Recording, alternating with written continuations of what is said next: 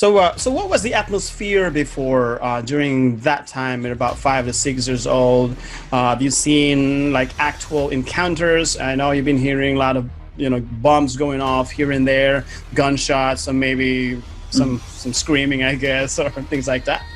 Yeah, outside my door was a regular common thing. But as a small young child, I get around, I moved around freely. No one really paid attention to me. So, I just blend in with the crowd. I was a regular boy, just moving about, doing my thing. No one really paid attention to me. The adults never paid attention to anyone small like I was back then. Okay. So I moved around freely. It was really nice. You were like a Vietnamese ninja back then. Yeah. You were like bam, stealth going. Oh, who was that? I don't know. So wind passed by. Right. So you mentioned earlier that you were passing notes around the troops, some personal stuff aside from this running errands. Yeah, just for Americans in general. But the thing is, if you ask me today what they were, I really couldn't tell you. Because I didn't speak English back then. I didn't know what they were. You've successfully hacked the core content of the Dr.C Radio-Show. And welcome to the Dr.C Radio-Show. It is a wonderful Friday. I know you guys are home right now, or most of you are coming out from work. So if you are a war enthusiast, you like listening to stories or watching videos or movies about World War II, about the Korean War, about the Vietnam War, and many other battles or wars that you might have been into, then this is a great opportunity to interact with some of the actors and heroes of the days. So just before we go into that level, let me just let you know that this is one of the things that I had been trying to do, to be in the outfit, to be in the military, to be in the service. Back in the Philippines, I like playing war games. When I say war games, we handle these look-alike guns. There is BB guns, by the way. And we go with skirmish, we go close quarter battles and things like that. Capture the enemy, capture the flag, protect the VIP, those type of things. And it's very, very realistic because you're actually holding a replica of maybe an M4, M1, and a machine gun and those type of things. AR-15, so this is cool. And so when I get to the US, I always wanted to get into the military. So what I did, I tried to speak with a recruiter, and he was very excited as well. Oh my God, because of course, the recruiters would want as much recruits as possible. So it was like, okay, Clifford, let's go. So there was a program before, it's called MAVNI. I don't really remember what does it really mean, but what it does, the program is actually trying to recruit those individuals who are able to speak more than 2 languages. And I happen to speak some Filipino languages and, of course, English and some Visayas. So I went in. I was so excited. I went into, they have their physicals and morning stuff. They're like push-ups and running around. And it was just so fun. And I also took the test, the ASVAB. I actually passed it. So I'm very happy. So there's a lot of things going on today. I'm in front of me, on my side here is a real soldier. I'm just, my son is in the Marine, so he's just pretending that I am in his shirt. But well, I really are. But today is a real guy, a real hero on my other side, and let's know more about him. Ladies and gentlemen, let's all welcome Captain David Lee. And he's going to talk more about what he's doing, what are the things that excites him, and all the other stuff surrounding the things that make him tick.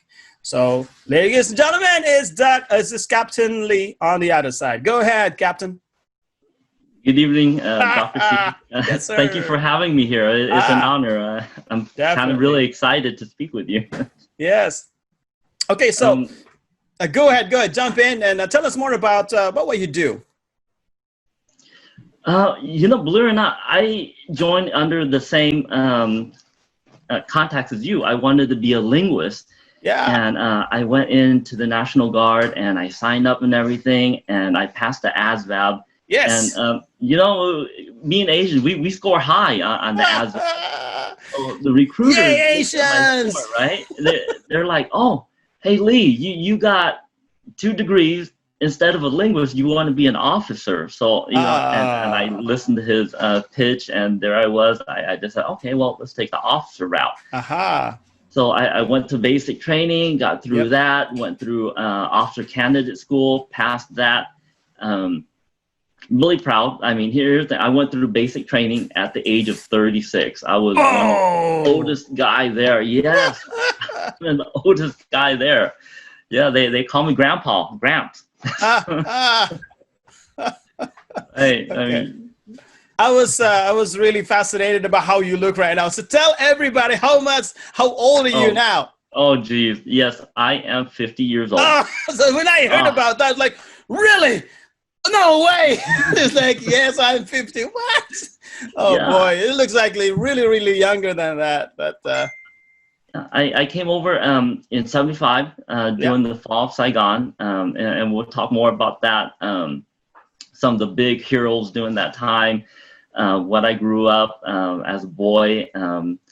Really, truly exciting times on how we got here and what inspired me to join the military. Okay. I can't wait about the little story you mentioned to me one time when we spoke about back in the days and the Vietnam War. So when I heard about Vietnam War, like my head, like, yes, this is the guy. So because I've been looking for somebody who've been into the Vietnam War. I have a really long stack, a high stack of piles of many DVDs and CDs. They don't exist anymore. But there's like the wars back then, Vietnam War in color, Vietnam War this and that, the battle of this and that. And also a lot of movies that was done that is inspired by the Vietnam War. So tell us more about when you were young, 6 years old during the Vietnam era. Oh my goodness! So growing up in Saigon, you know, being in the middle of it, hearing gunshots outside your door was a normal thing. And some of the things we talked about was I grew up on C rations, and how I love those. You know, not like the things they feed us today called MREs. What was in there? The C rations before? So the C rations, they comprise of canned food. They had like doubled ham. They had peanut butter jelly. They had some really great cakes and dessert in there. And of course, one of the things that they had back in there that's no longer available, they had cigarettes. I mean, they used to have cigarettes and C rations. Oh boy. So, yeah, growing up as a little boy, 5, 6 years old, you know, I mean, those are like gold, and they're worth a lot of money, right? Oh, I love those, and being around Americans at the time, you know, U.S. soldiers, they were like huge. They're like giants to me. Yeah, I would do whatever I can for C rations because you know it was a third world country. I was a young skinny boy, and it started off with me just following them around, asking for C rations that they didn't use, or sometimes they throw away. But you know, hey, oh, can I have that? I just point to it. I didn't know what I was doing. So, they realized what I wanted, and you know, it started off slowly. And instead of them giving it to me, they had me run errands. Oh, go get that. Get this. So I'm running errands. And you know, and before I knew it, I was fetching stuff, delivering stuff, and okay, and I got C rations out of it. I loved it. Americans were huge, you know. They very impressive figures at that time. For you know, Vietnamese being Asian, we were small, young, and skinny. And so, yeah, and you know, just to touch on some of the heroes that were back there, because attrition was really high. Even today, when I meet Vietnam vets, I make sure that I thank them for their service, because when they came back, they really didn't get the recognition that they deserved. So what was the atmosphere before, during that time, at about 5 to 6 years old? Have you seen like actual encounters? I know you've been hearing a lot of, you know, bombs going off here and there, gunshots, and maybe some screaming, I guess, or things like that. Yeah, outside my door was a regular common thing. But as a small young child, I get around, I moved around freely. No one really paid attention to me. So, I just blend in with the crowd. I was a regular boy, just moving about, doing my thing. No one really paid attention to me. The adults never paid attention to anyone small like I was back then. Okay. So I moved around freely. It was really nice. You were like a Vietnamese ninja back then. Yeah. You were like bam, stealth going. Oh, who was that? I don't know. So wind passed by. Right. So you mentioned earlier that you were passing notes around the troops, some personal stuff aside from this running errands. Yeah, just for Americans in general. But the thing is, if you asked me today what they were, I really couldn't tell you. Because I didn't speak English back then. I didn't know what they were. So I mean, it was just regular thing. I mean, if anything, it was about maybe 4 or 5 times. Just running back and forth. Growing up, I mean, I didn't know what they were. I didn't know what I was doing at all. So it was just a regular thing for me, running errands in order to get food.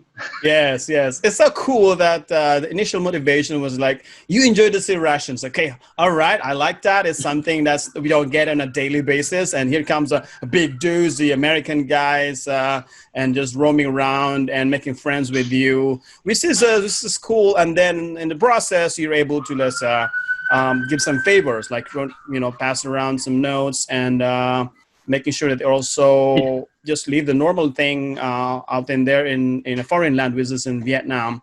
So eventually, how did you get to the U.S.? What's the little story behind that?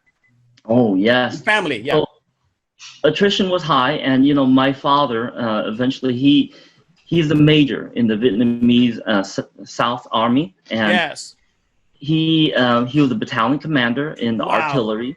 Wow. Right on the border, right where Pleiku is at. And I don't know if you have a Vietnamese map, but he was right on the border, and he supported troops movement. He made his rank really high. I mean, I hear stories, not from him, but from uncles, and how he would be safe underground. They had all these tunnels underground, and he would call in airstrikes whenever there was an enemy on top. Yes. And of course, they had American soldiers helicopters coming in, and they would just napalm the whole place. Right. I hear, his heroic story, but he never talks about it. I hear it from my other relative. So in 1975, we knew we had to get out. We knew we had to leave. The North was coming down. They basically took over Saigon. There was a big rush to get out of the country. Yeah. And my father was in his uniform at the time, and his uniform helped us get past some of the barricades that was set up. So how many were you in your family? How many kids? I mean, how many siblings do you have? My mom and dad, and it was just me and my sister at the time. And 2 uncles did come with us on my mother's side. I do have a younger brother, but he was born later on here. Right. So we were able to get past the barricade. The lower enlisted soldiers that were set up there, they did ask him to stay and continue the fight. But being a high officer and his role in the war, he figured he had to get out. And when we finally made it to the port, the docks, of course there's another gate, and if you wanted to get through, you had to have some money. And of course that's on my mom's side, because she had worked at a bank, and so she was an executive. She made lots of money. They took gold bars. We paid in gold, and so we were able to get into that tanker, and the tanker was just filled with refugees. It was just really dark. It was filled with refugees. Wait. When you say this tanker is filled with refugees, how many people inside we were talking about? I mean, a rough Roughly how many? There would have been about 100. I was a small kid. Yeah, that's a lot. That is a lot. The tanker was just filled out. We barely had any space, just enough to sleep. Oh, God. Around. Oh, it's dark, you said, right? It was dark, but they do allow us to go up on top once in a while just to get some fresh air and oxygen. Yeah. We had rice, dry shrimp. Yes, we love rice. That's our staple. Absolutely. Can't leave a day without it. Mm-hmm. It was nice to go upstairs to get some of the sea breeze on your face. Yes, that's right. It was dark down there. There wasn't a lot of light other than the small skylight that we had. Yeah. And it was a long trip, right? It was a long trip. Days. So we went all the way to Guam. We made it to Guam. Okay. It was a big tanker. You had a much better chance of making it to another land. We're part of the first wave. The first wave came over in 75. Right. And the second wave didn't come over till the 80s when things came down. The North took over. I heard the economic times was really hard on. Yes. Right. There was a lot of looting, of course.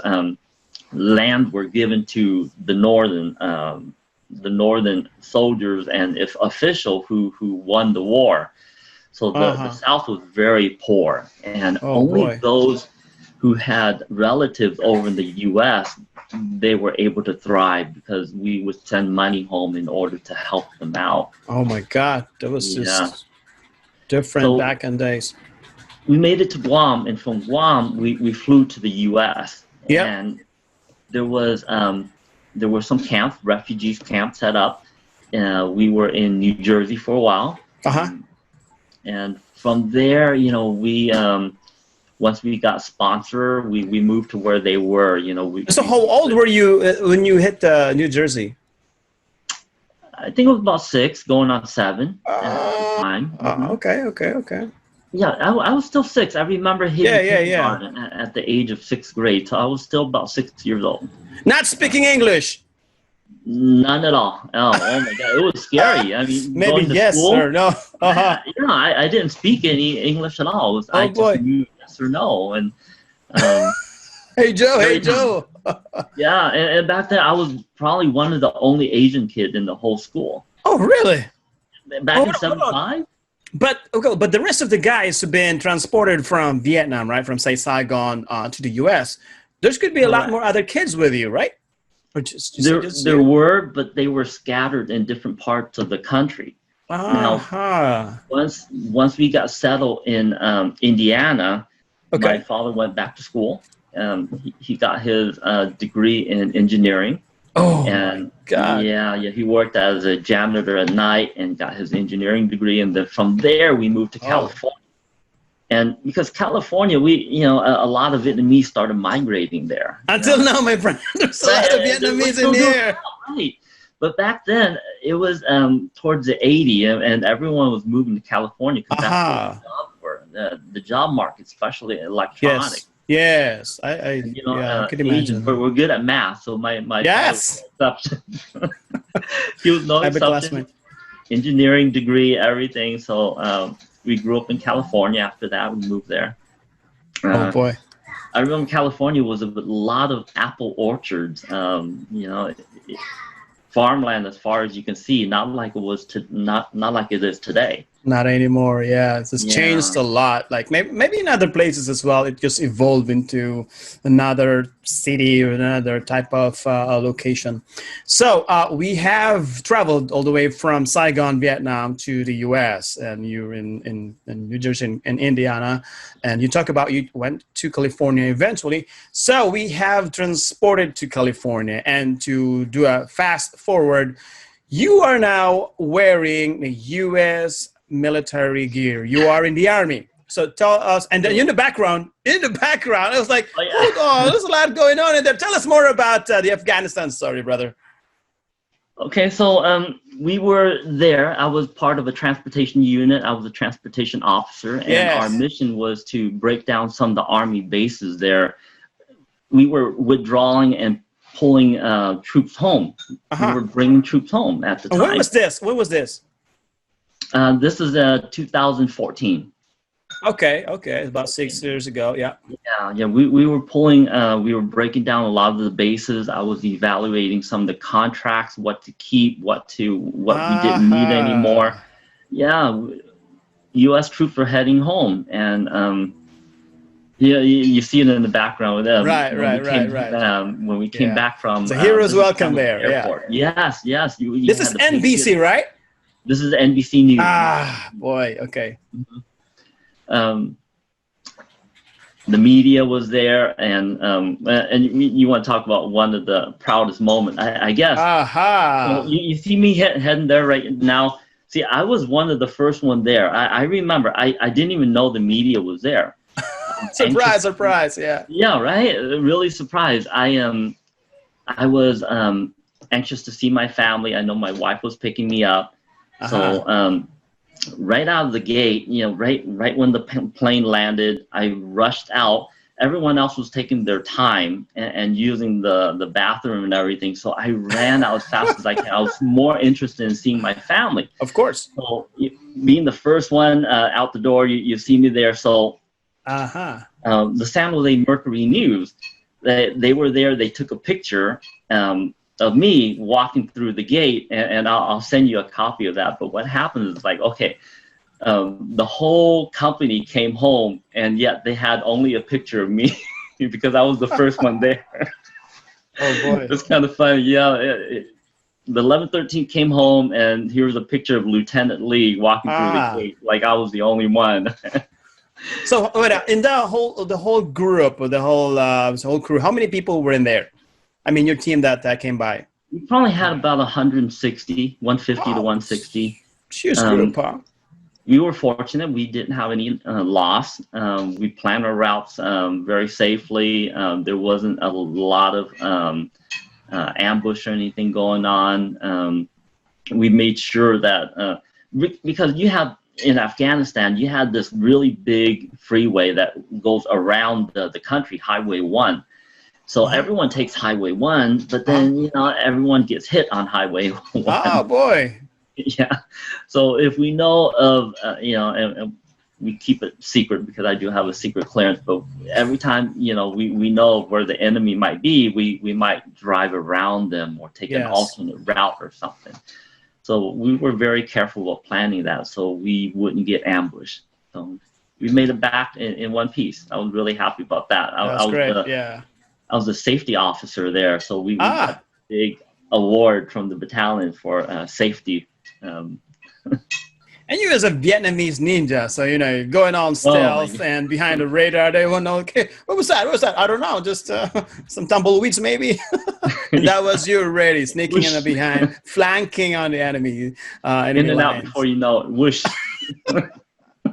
So that's cool. So what are the things that you might have encountered? I know there might be some challenges, I would say, some sort of things that get in the way, some things that go out of plan, or the Murphy's Law. If anything that goes wrong, it will go wrong. So tell us more about that side of the things that you do.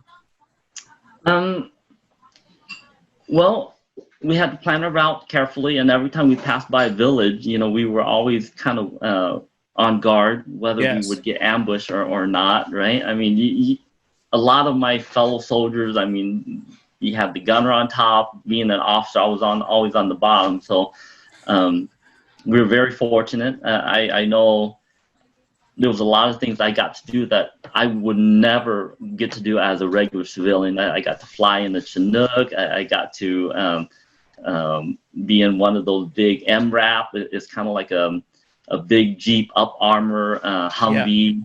I was really I felt really blessed. I mean, we had a band of brothers. We each protected each other, and we looked out for each other. We watched each other's back. So one of the proudest moments. I mean, bonding, the camaraderie I felt with the Army. Right. camaraderie is always there. There's like band of brothers, and Yes. Stephen and Bruce has a movie of that. He like a really good movie out of that. That is one was on HBO. I have a collection of those band of brothers been following. Right. So okay, so you are here now, and then at daytime or on weekdays, at nighttime you're a ninja. On the weekdays, so what do you do on the weekdays now? Present time. Now, present time, I am currently a nurse at Canada Spring Post-Acute. Aha. And being a ninja at nighttime, guess what? I work the night shift. And then the weekends. When is your contact sessions with the American the guards? Yeah, being a reservist, we do 1 weekend a month and 2 weeks a year. Yeah, so every weekend, I try to make arrangements so I can go and drill and train with the soldiers. We try to do upkeep on our skills. You know, every so often we go to Camp Roperez and we shoot on the range. Yes. We take classes, whether they're harassment classes all the way up to social media, how to interact with them, how to we even have sensitivity training, so racial sensitivity, cultural sensitivity. Yeah, absolutely. Gender sensitivity, yeah. If anything, I think the military has I don't think there's any racial prejudice in the military because everybody there is your brother. Yeah. Because when the bullets flying, we look after each other. So, and I have, if you wear a uniform, we tend to trust each other right off the bat. It's really kind of a strange feeling, but there is a sense of, like you said, a bond between us. So, right. Yeah. Okay, so I'm looking at, you're a captain right now, which is a really good accolade. So, I mean, that's a really good rank. Do you imagine yourself moving forward, progressing into maybe a major? That is the plan. Hopefully, I do have, I've been in 13 years. I want to finish strong, 7 more years to go, 20 years from my retirement. By then, hopefully, I should reach major, if not lieutenant colonel. General. No. I know I'll never make general. Well, we don't know, my friend. We don't know. Yeah. So, okay. So let's slide a little bit. What were the now that we heard your story, so we kind of visualize the way you talk the story about there. It really transported me immediately to the Vietnam War and then to the Afghanistan and then back here in the U.S. So what were the major lessons? And you said you are 50. I thought you were lying to me. I'm like, really, 50, this guy? How did but anyway, okay. So what are the great lessons that you want to share with our listeners today? So I want our listeners to have a takeaway from this conversation, okay? So the things that we've learned from Dr.C and David, Captain David, and something that they can wallow about that and think about that and let it sit in their head and their minds and maybe use that as a reference whenever they have to make any decisions, whenever they are facing difficulties and challenges in life. They will have to go back to the little learnings that they got from these conversations. What are the things that you want to share with our listeners who are tuning in right now, sir? All the lessons I've learned, resilient. Talk about that. Bounce back, being flexible. Like rubber, that's how you bend to your environment. And we came over here with nothing. I didn't even speak the language. And, let's use the Asian bamboo. They're really flexible too. Yeah. Right. Bamboo, very go flexible. Through major storms, and it will survive storms. Yeah. Yes. It's hard. You can bang with it, but the thing is, it's flexible enough where it survives with major storms. Right. That's what you want to get out of life. And I was I came over here with nothing. I was able to start up, build my life here. Even when the .com boom crashed, I was a network technician, and I have a degree in networking. But when it crashed, I had to reinvent myself, and that was when I decided to enlist. One of the things I always regretted back then was not joining the military. So there I was at the age of 35, joining basic training, doing boot camp. Like I said, I was one of the oldest guys there. But it doesn't matter how old you are, you can always start over. Yes. Right? You can always start over. And in my life, I always had someone that I could look up to. And, you know, I read your book, and one of the things is you always want to stand next to the smartest guy in the room. Always stand next to the smartest guy in the room. That's a quote from you. So if you stand next to the smartest guy, well, some of that's gonna rub off. I mean, if you want to get higher, you have to have a role model, someone to look up to, someone to fashion yourself after. You know, so I was fortunate enough to have role models in my life. Mentors, a very good friend. Yeah, she's like a sister. She was a nurse. She inspired me to go back to school. Use the GI Bill, go back to school. After my tour in Afghanistan, I decided, hey, you know what? Let's be a nurse. Now I get to take care of people. So even at the age of 48 years old, I went back to college. And I got my RN degree. So you're never too old to start over. And an RN. It's not just any other course. This is a hard thing, brother.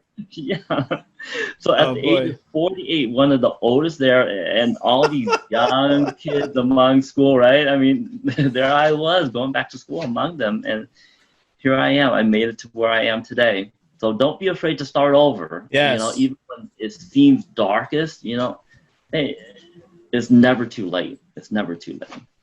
Yes, and what I'm getting from you also is that you were like a sponge. You just don't stop learning. And there is a very distinct about you that you have this knack of connecting. Imagine when you were young and you were not scared, you were 5 or 6 or around that time, around that age, and you see this huge guys just walking around, and you come up to them and make friends. You don't even speak English. And that is just amazing. There's just something in you that easily connects with other people. So, and that's very cool. And then moving forward, you are now a nurse and also serving the country, keeping it safe and helping others have a peaceful evening. And you guys are doing your own thing out there. And also being in a logistics is not an easy thing. I think you have to make sure that it was well accounted for safely. If you hopefully you're not taking care of the warheads, some nukes. No. You know, okay. So, but then until now, you just that's the way I see, and this is how I see the impression about you is that you were just into helping. And earlier you said that you even work at night as a knock shift guy. I see you in the morning. And it was just very cool. And you already visualize what's going to happen, who's going to be Major David Lee in the future. And I'm going to fool you. I'm going to find you. I'm going to put you in the same interview just like what we do today. This nonstop, my friend. So I like that. Okay, so is there any other things that you want to leave with our audience, with our listeners right now? And I want to tell you again, today is September 2020. And guess what? This will be on the internet. Maybe like 10 years from now ahead, maybe 30 years, they will still be looking into, reading into this, watching this, and picking up something from our conversation. And they're getting some few takeaways from this that they can use. Because what we learned, like resilience. Resilience is not invented today. It was already in the universe since back then, and it can still be in there up and even up to the future, but they see it as something that you are a hardcore, very, very in flesh, alive, and have lived up from the very moment that you walked up to those big, huge individuals, big, huge armies and soldiers back in Saigon, and until here. So now you're just taking care of those individuals who needing help as patients. You just don't stop learning. You just don't stop helping and connecting. That's what I see about you. I'm not a psychic or anything. I just I see it because it's what it is. So, and then you went to Afghanistan. Oh my God, that's another thing. You just went to the spots that are really hair raising, Vietnam, Afghanistan. And maybe if you get a chance, maybe we don't know, tomorrow it'll be in Iraq or somewhere else that are at hot spots. I don't know. It's that still crazy still in Iraq, but we're still doing that. The National Guard fighting the fires. I did that too a couple years back. I went out there to help firemen fight fires. We did that, and just remember that the frontline workers, whether you're in the military or healthcare workers, yes, we need your support. We can't do it without people's support, right? Yes. The fact that people come up to me and thank me for my service. Yes. Right? I mean, even if you're a healthcare worker, you're a nurse or a doctor, the fact that people recognize you, it keeps you going. We can't do it without other people's support. And we do recognize and we do appreciate those people. So yes, sir. Even the smallest gesture, we're like, all right, it makes me feel good that what I'm doing, the path I'm taking is the right one. So, yes, sir. How old is your child? Oh, the oldest one, he's 21. 21. So your dad was in the military and high-ranking official, and you're a high-ranking official as well. So is your child is going to be in the military outfit as well? No. We don't know. You don't know. I'm in it, so he doesn't have to do it. So what is he doing now? Oh, he's actually he's a medical technician. Believe it or not, he's out there testing for COVID right now. He's one of those people that does the COVID testing. Like we have there. Frontliner too. Wow. Yeah. Okay, cool. So be honest with you, I feel very exhilarated. I'm very happy today that I was able to eventually speak with you and have an exchange of thoughts, some exchange of lessons and conversation basically. And this is not about me. This is not about the radio show, but also to hear lessons from you and the actual things that happened that you have encountered, you've been through. So you'd accomplished a lot, my friend, and I'm proud of you. And just as you're not a small guy anymore. You walk around, there's small Americans too. Forget that.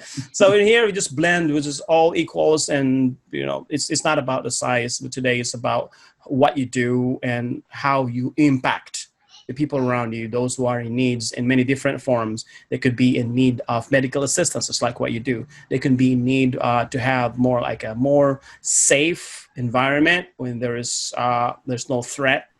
And it's just try to have a better world. And then your son right now is helping make people safe from COVID and not to get it spreading even more. So that's just awesome. I don't know if you were watching a couple of my interviews in the past here at Dr.C Radio-Show. I also interviewed a high-ranking official as well, but he is with the Navy and he was stationed, and they were sweeping bombs. That was awesome too. And they was looking up for bombs underneath the sea, somewhere in the Middle East. But anyway, my friend, we could be talking, especially this about war, is about the past wars. I'm really fascinated. I'm really into it. I'm easily get absorbed by those type of topics. And maybe, we don't know, maybe at one point I'm going to pull you out and find you, going to hunt you down and find you and put you in that same chair again. But you are a major already. We don't know. Things like that could just happen. And maybe many, many other things, because you are an achiever. You just don't stop in one spot and just wait for things to happen. You just jump in there and do things. Mm-hmm. All right, my friend. So this is usually the harder part of the show. Saying goodbyes and saying goodbyes to our listeners as well. They could be running the dishes right now, or waiting for their laundries to get done, or cooking something, or maybe chilling out in one spot, just listening to the radio, having this TV on, or the internet on, or the YouTube on, and just doing whatever they're doing. But I hope they're getting something while we are talking right now. There are some few chills that they could remember if it's for those individuals who could remember Vietnam War, or maybe the Afghanistans. We've been to Iraq that you've been to, and many other places. It's just an amazing opportunity. Not everybody gets it. And then you're just so blessed, my friend. Today we are sharing your little stories. I don't have my stories about that. I am more of an spectator. I am more of the fans. I watched a lot. I watched a lot of videos, a lot of Netflix.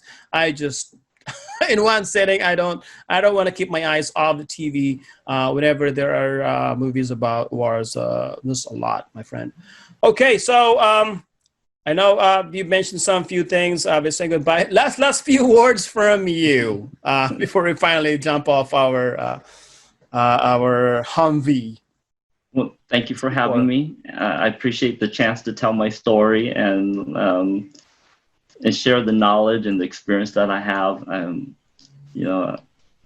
Thank you for everything. I mean, I think it was really a great experience. I had fun. Aha! All right. Well, there you go, ladies and gentlemen. Our future Major David Lee, and hopefully, we got to visualize that. We got to claim that already at this time. And I hope you guys listening right now get something from this. And we have more surprises in the upcoming episodes. We will be bringing more interesting individuals, interesting souls and spirits that we can somehow emulate, or maybe we can find some motivation as we move along in our journey called life. So we're trying to make this have a lot of varieties. So we bring here different people from different industries, from different I would say histories or experience and all these things, and we try to make it more readily available for you, that you can get something that you can, more like a mantra of the day, a lesson of the day, or anything like that. So again, thank you for listening to this Dr. C Radio Show. And as we move forward, we are already on episode number 8. I still remember the very first episode. I was like, I don't know, how many episodes can I go forward? We are now on number 8. So we keep moving. And you guys, if you have any friends, anybody that you know, that you feel that their voices could be heard out there, we can amplify their voice. We can have more listeners to their little stories that they told you. Let's bring them on the Dr. C Radio Show. And we don't know, some other individuals might find value and use it in their daily living and make use of it to become more successful in what they do. Major David Lee, currently Captain David Lee, so I'm already visualizing it. Thank you for your time, and thank you for your service. Sir, you are not stopping. Oh, my God. And also thank you for working at Canyon Springs Post Acute Care, our awesome facility. So awesome. You take care of yourself and to your son as well. We don't know. Maybe he's going to be on the Army or in the Marines later on. Thank you, sir. My friend. Thank you again. Thank you again. And thank you for your service. And there you go, ladies and gentlemen. And see you in the next episode here on the Dr. C Radio Show. Thank you for sticking around with Dr. C and today's special guest. If you have a story to tell the world, email us at drcradioshow@gmail.com and we'll set the stage for you. Until the next episodes with the Dr. C Radio Show, where we help amplify your voice to the world.